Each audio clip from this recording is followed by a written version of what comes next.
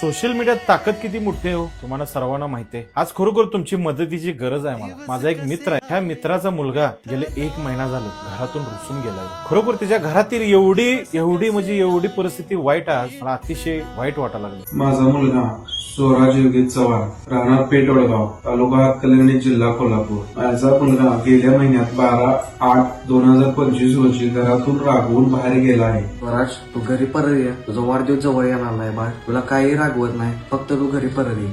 थोरा दादा कुठं असेल तिथं परत ये, मी तुझी वाट बघालो. स्वराज, गाडी गावल्या, फोन पण गावलाय बाळा. तू काय काळजी करू नकोस, तू काय टेन्शन घेऊ नकोस. तुझी वाट बघायला सगळे घरात. तुला किती शोधा लागला स्वराज. एक वेळा फोन तरी लावशील का नाही बाळा.